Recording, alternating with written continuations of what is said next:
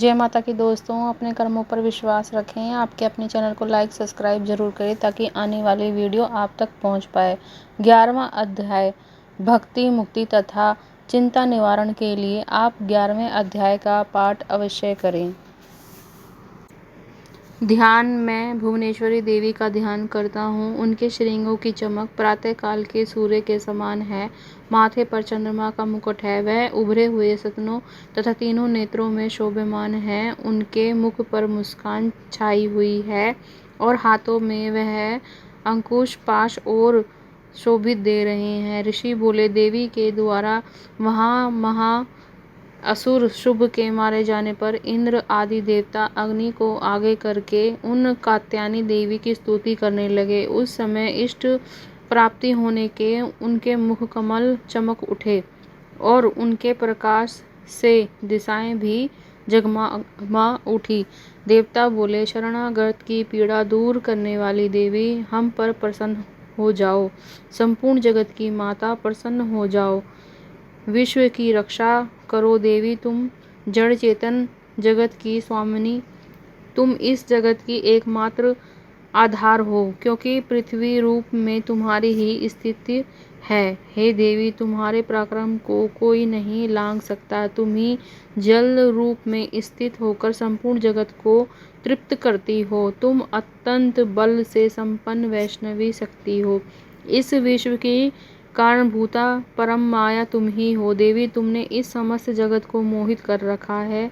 तुम्हें प्रसन्न होने पर पृथ्वी पर मोक्ष को प्राप्त कराती हो। संपूर्ण विद्याएं तुम्हारी भिन्न भिन्न रूप हैं। जगत में जितनी स्त्रियां हैं वह तुम्हारी मूर्तियां हैं। हे जगदम्बे, एकमात्र तुमने ही इस विश्व की विख्यात कर रखा है। तुम्हारी स्तुति क्या हो सकती है? तुम तो स्तुति करने योग्य पदार्थों से पूरे एवं प्रणवशी हो। देवी, तुम्हें सब रूप हो, तुम मोक्ष प्रदान करने वाली हो। इसी रूप में तुम्हारी स्तुति हो गई है। तुम्हारा स्तुति के लिए इससे अच्छी उक्तियां और क्या हो सकती हैं? बुद्धि रूप में लोगों के हृदय में विराजमान रहने वाली, स्वर्ग एवं मोक्ष प्रदान करने वाली नारायणी, तुम्हें नमस्कार। कला आदि के रूप में अवस्था में परिवर्तन की ओर ले जाने वाली तथा विश्व पे उपकार करने वाली देवी, तुम्हें नमस्कार। हे नारायणी, तुम सब प्रकार का मंगल कराने वाली कल्याणमयी हो। मंगलदायिनी शिवा हो। सब पुरुष को सिद्ध करने वाली, शरणागत तीनों नेत्रों वाली एवं गौरी हो। तुम्हें नमस्कार। तुम सृष्टि के पालन और संहार की शक्तिभूता देवी हो। गुणों का आधार हो। तुम्हें देवी नमस्कार।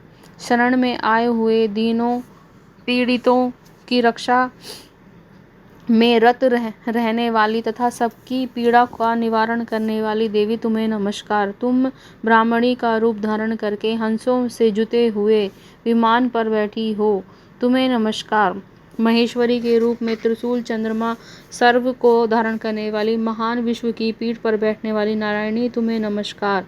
मोरों और मुर्गों से घिरी रहने वाली, महाशक्ति को धारण करने वाली, कौमेरी रूप धारणी, तुम्हें नमस्कार। शंख चक्र गदा रूप में उत्तम को धारण करने वाली वैष्णवी शक्ति रूपा नारायणी, तुम प्रसन्न हो जाओ।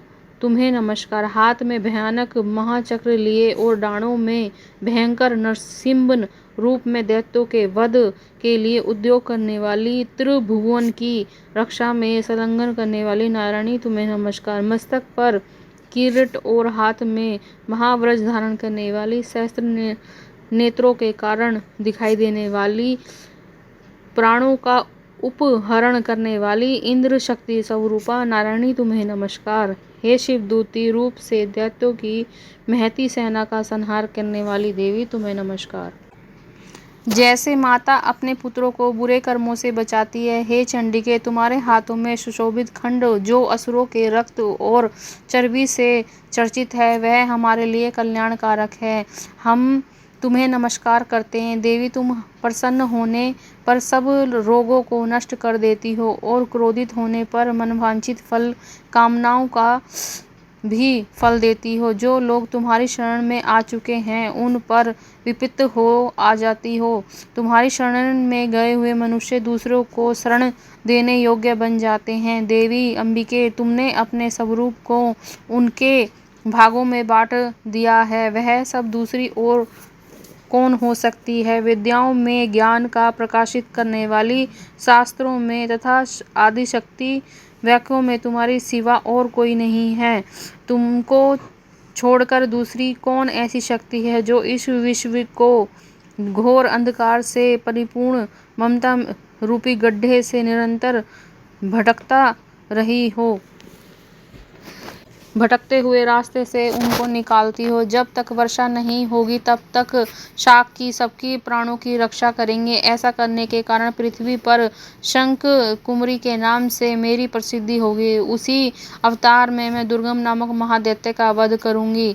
इससे मेरा नाम दुर्गा देवी के रूप में प्रसिद्ध होगा। फिर जब मैं भीम रूप धारण करके मुनियों की रक्षा के लिए हिमालय पर्वत पर रहने वाले राक्षसों का वध करूंगी, उस समय मुझे सब मुनि शक्ति से नतमस्तक होकर मेरी स्तुति करेंगे। तब मेरा नाम भीमा देवी के रूप में प्रसिद्ध होगा।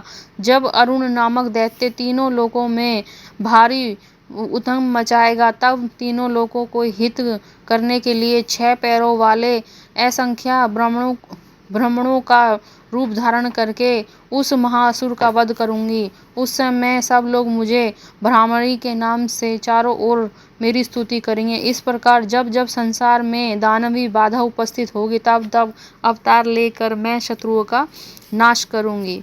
जय माता की दोस्तों।